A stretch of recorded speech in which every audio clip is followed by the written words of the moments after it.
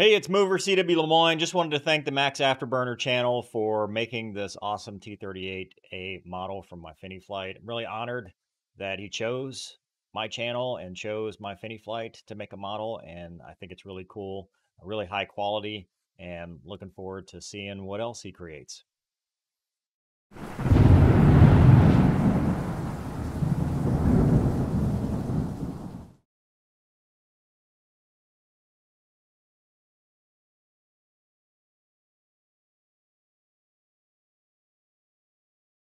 Fighter pilot is an attitude. It is cockiness. It is aggressiveness. It is self-confidence.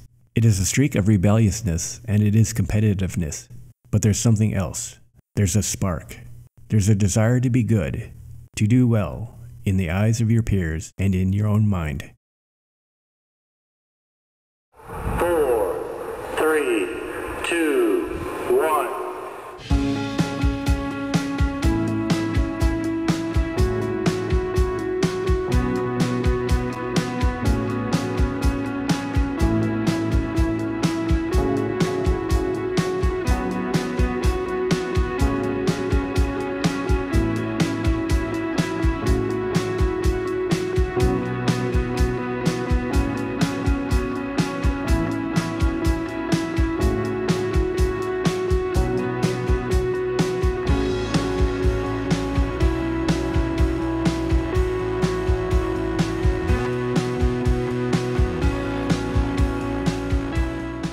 That's a funny thing. I've seen that fellow somewhere. It's the way it seems to me. Isn't the kind of a face you'd forget in a hurry. No. Wait a minute. I know. In some magazine, The Atlantic, I think. Well, then he's either from Boston or he's a missionary. No, it's something else. Hello and welcome to my Model Corner. I have a lot to talk about, so this will be a bit of a lengthy introduction. For Project 29, I've teamed up, in a way, with popular internet personality, fighter pilot CW Mover Lemoyne. I had contacted him and asked if he'd like me to construct an aircraft in the style of one of the jets he flew in the military. At first, I thought he might choose the F-16, his first love.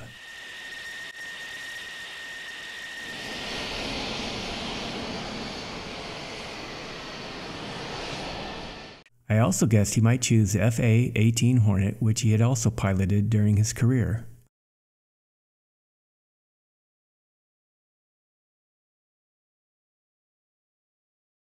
Much to my surprise, he chose the T-38A for this latest model build, the airplane used in his most current assignment flying with an aggressor unit against the F-22 Raptor.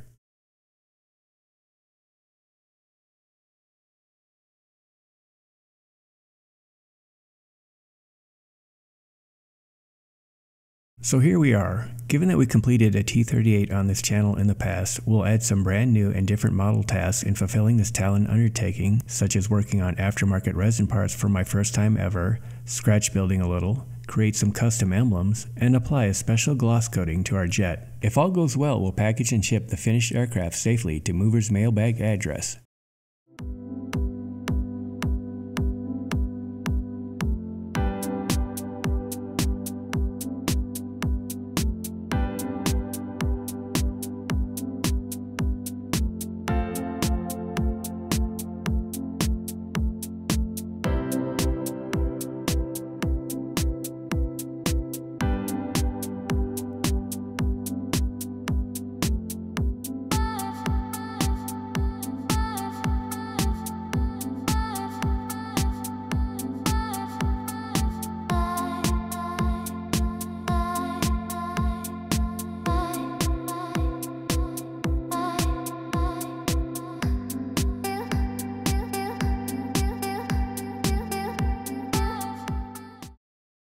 I'm often asked how much time and hours is spent on the model building, the research, and the editing. It seems countless.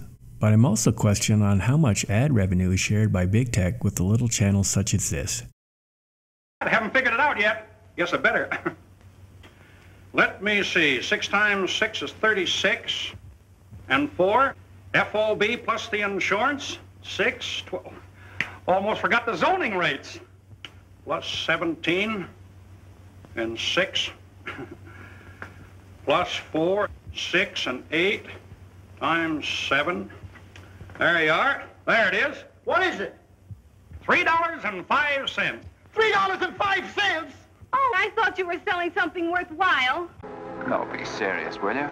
Let's start once again and begin prepping the larger parts such as the main fuselage and flight control surfaces. During the course of this video, I'll be presenting the usual aircraft informational details as well as some basic facts concerning Mover and his career. I highly recommend you visit his channel if you haven't before. I'll provide links in the description below as well as some end cards to some of his T-38 videos at the conclusion of this episode. The pitot static tube has already been pre-molded into the left half of the fuselage. Any bets on how long before I accidentally break it off during the construction?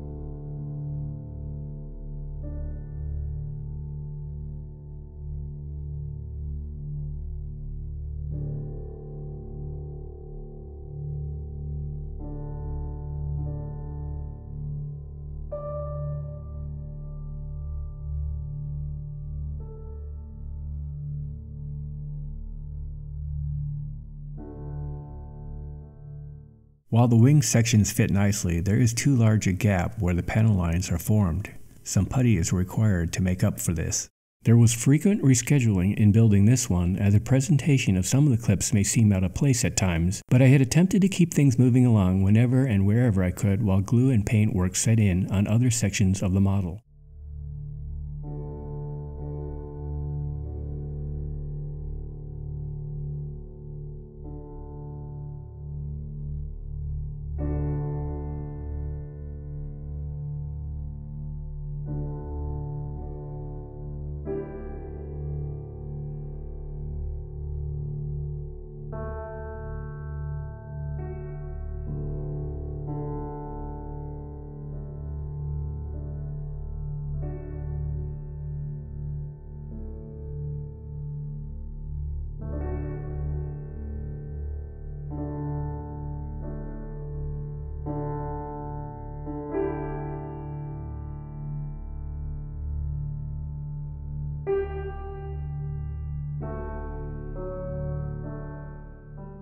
Some of our traditional hidden Easter egg writing within includes Mover's name on the right fuselage half and the names of his dogs on the left half.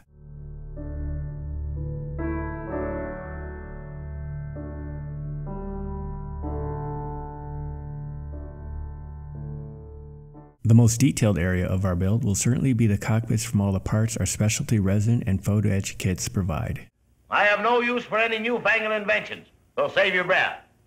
I found that the resin pieces were pretty good, but for what we are trying to accomplish and the need to send off the finished model, the majority of it could have been skipped in this circumstance. Resin kits can be expensive, sometimes costing more than the model itself. It's up to the modeler and what they're trying to achieve as to whether the investment is worth it for their particular project. We'll be mixing and matching resin and kit parts. Because some of the resin and photo etch pieces are way too small and my electron microscope is on the fritz, we'll use parts where the detail is worth the effort. And where the parts need to be sturdier and more manageable, we'll go with the kit parts. I'll post callouts during these steps as to which are being installed. Resin pieces have more detail, but they sure are delicate and brittle, as I quickly found out. It's better to score the piece before cutting or bending to remove the excess portions of the mold.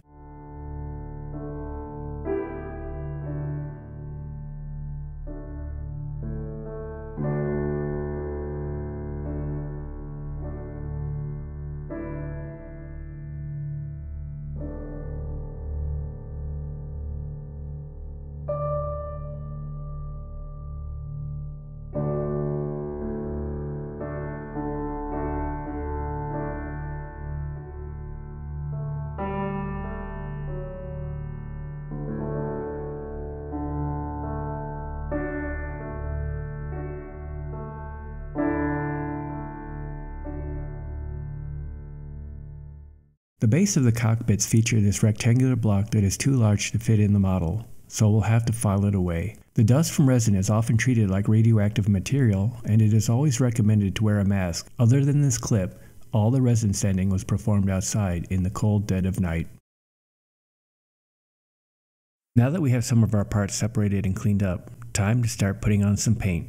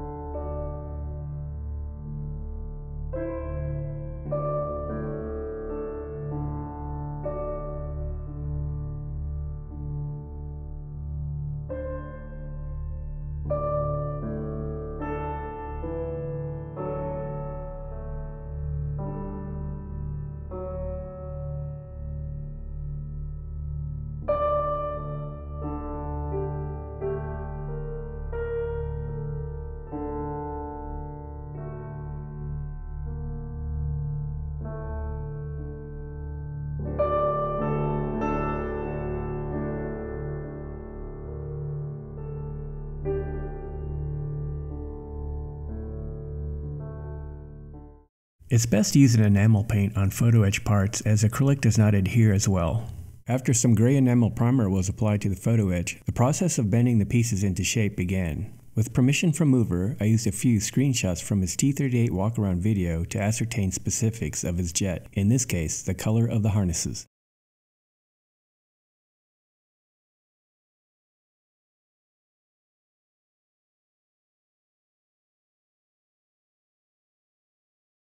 During the whole process, CA glue was used for all things resin and photo etch related.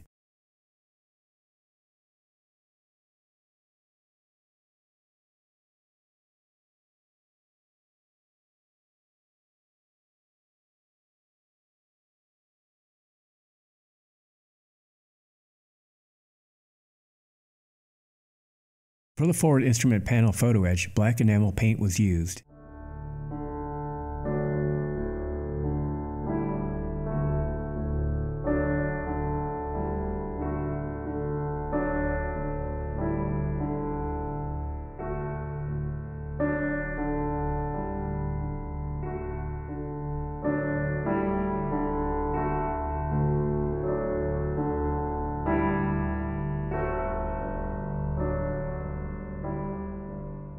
Under the glare shield, white paint was added to better highlight the instrument dial faces. A little blue was added to help bring out the ADI display.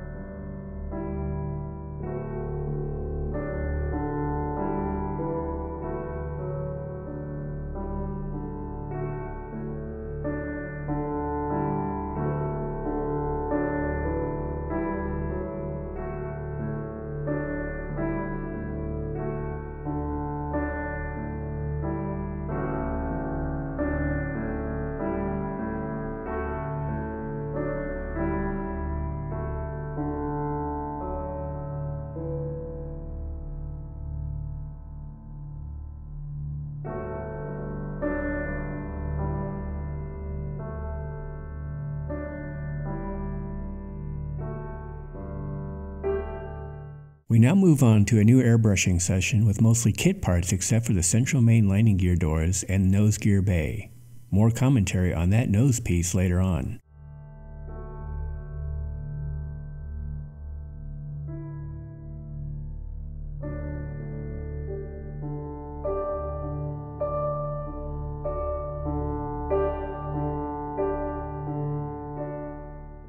Although this particular T-38 should be mostly clean and immaculate, we need to produce shadows and emphasize these pieces with a light wash.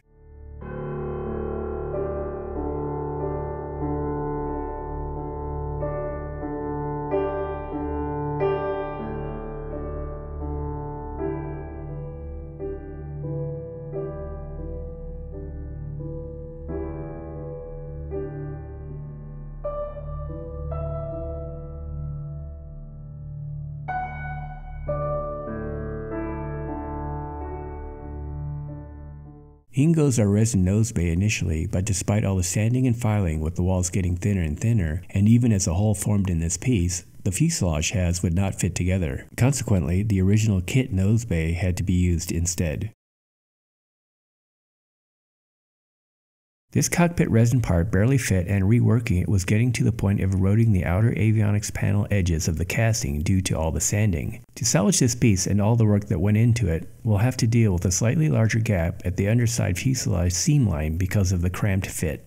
We'll hold off on installing the ejection seats and control sticks to lessen the chance of breaking them during our many upcoming tests.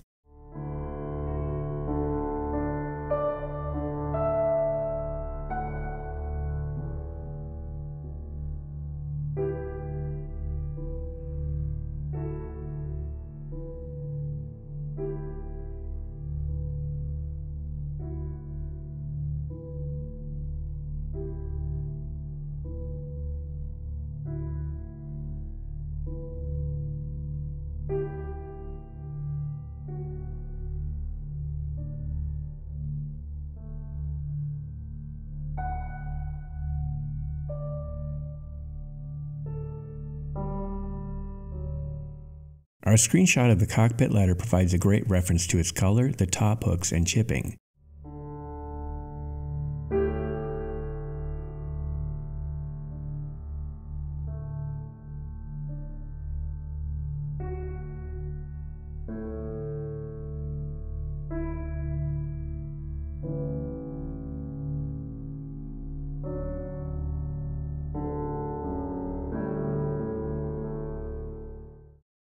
We'll add weathering powder soot to dirty the cushions. The foam rubber method worked well for the needed paint chipping effect.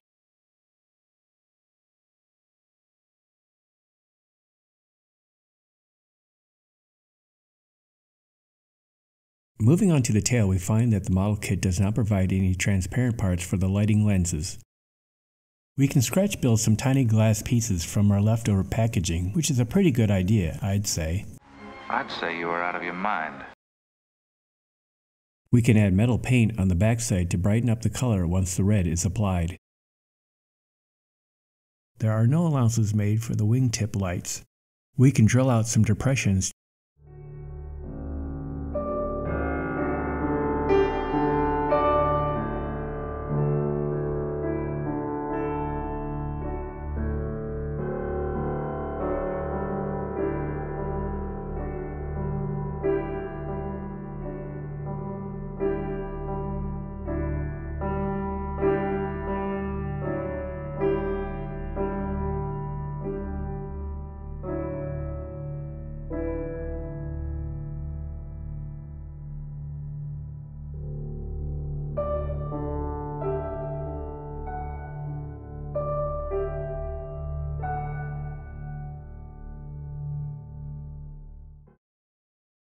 We can base coat the engine burners with a sandy tan tint. We add some metal colored paint to the exterior. Then streak in some black oil paint and some brown to simulate burn marks and other heat effects.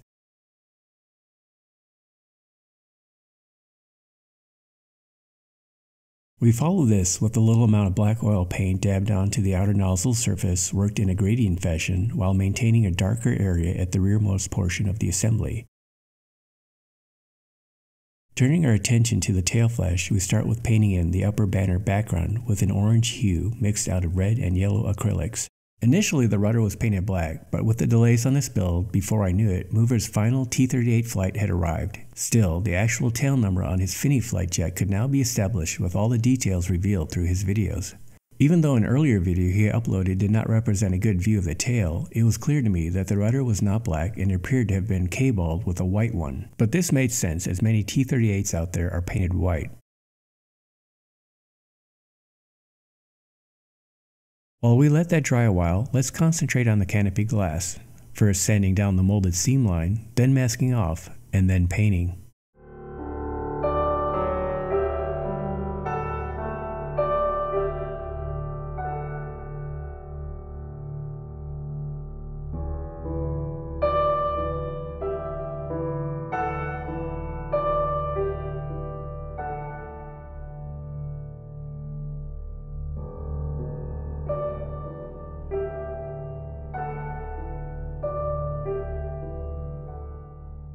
Afterwards, we can design some custom pilot name decals for Mover and Gonky after measuring out the parts. Some plain paper printouts are generated to verify scale and printability prior to using blank decal paper with Mover on the front canopy and Gonky on the aft canopy. Tough luck, son.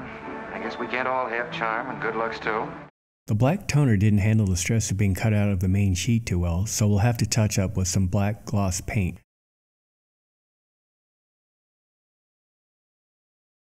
Next, we seal, protect, and strengthen our decal with some hand-brushed on floor wax.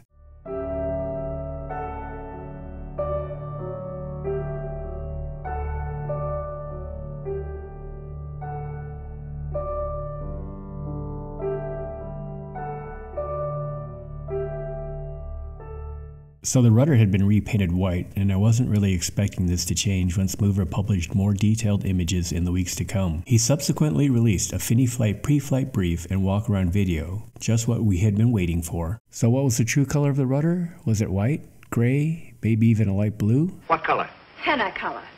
You mean henna color at all? No, it was yellow and brighter than the usual zinc chromate, and we have this Teflon strip here that we need to mimic on the model. We note that the tail number is 688186, abbreviated as 68186, which amazingly just happens to be the tail number I had originally envisioned when the project was just starting out. Putting 4 parts of lemon yellow and 1 part sky gray gives us a more accurate color matching this rudder. We can add a tan to account for the Teflon paint anti-chafing strip. While none of this is too difficult, painting the rudder 3 times increased the chance of something going awry.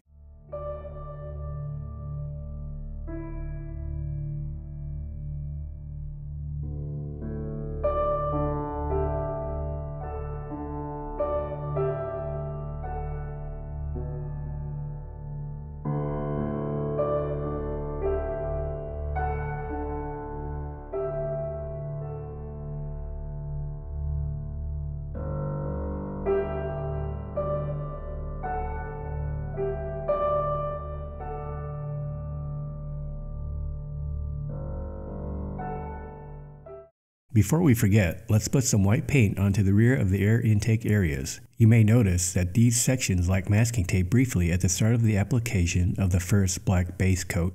Sealing up the fuselage with overspray protection preceding the airbrushing of an initial coat, it should be noted that both the resin and kit main gear door segments left gaps as if they were never intended for a gear-up display. We can temporarily fill in the gaps with tacky putty.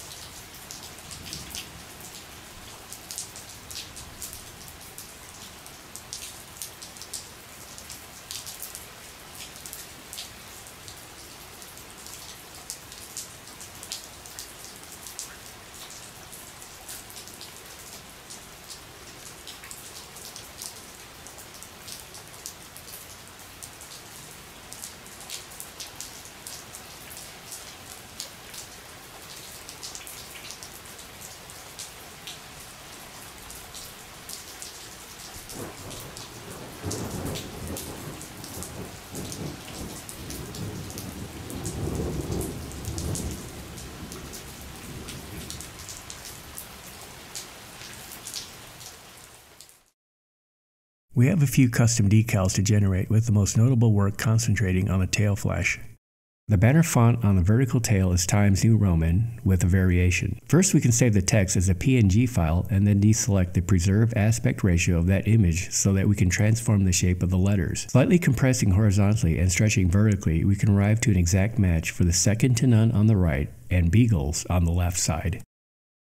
More paper test strips for sizing and planning are made and utilized before adding the tail ID alphanumeric, which I couldn't come up with from my decal stash, and every appropriate aftermarket set out there had been sold out for some time.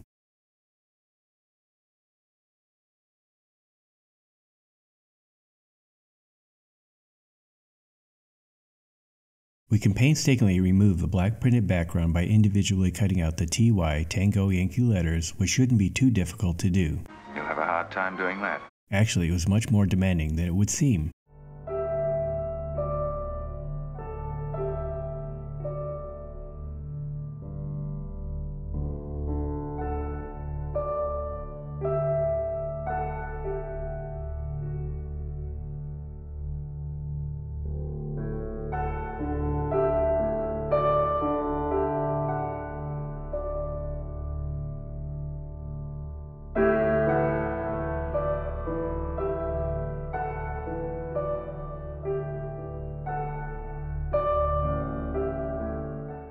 The left intake went on easily, but the right side had a big enough gap to require some putty.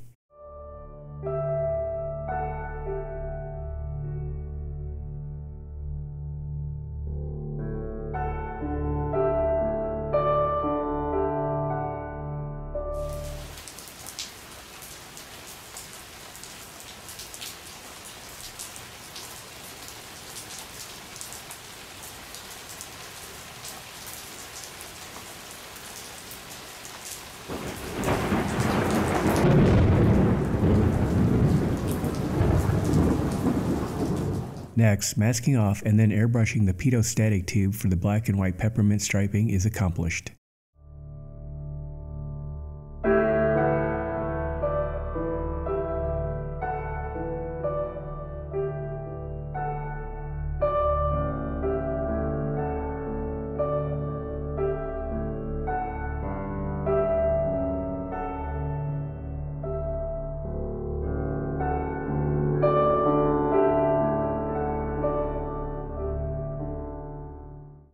Trying something new, we can replicate the appearance of bare metal using this AK interactive product, which simply can be dabbed on and worked into the model. It performs nicely, and we'll have to try out other metal tints in future build projects.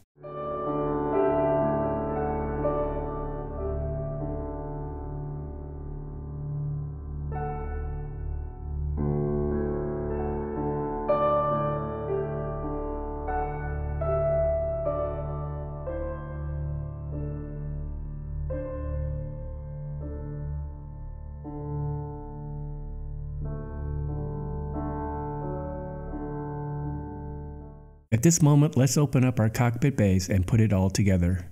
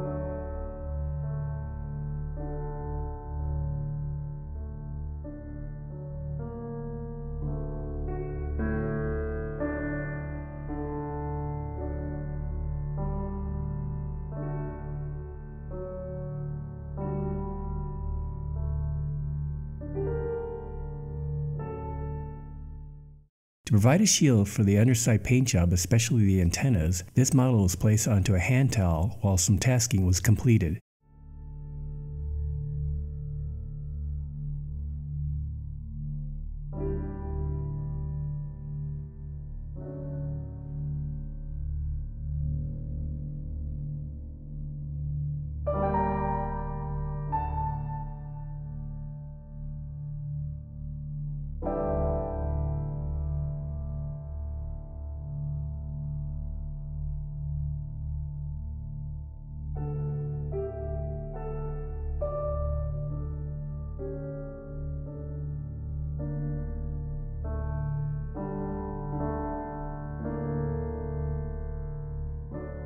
It was a long road, but there can be a feeling of accomplishment once a project is completed. Still, I'm glad we're almost done.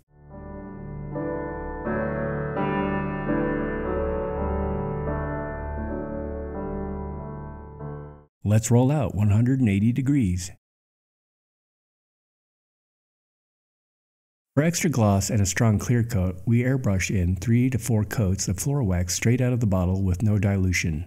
At last, our final touches, before we eventually pack this up and ship it off to Mover, is to attach the cockpit canopies. If this T-38 Talon reaches Mover's mailbag intact and he happens to feature it during one of his internet broadcasts, I'll put a link to that video in the description below.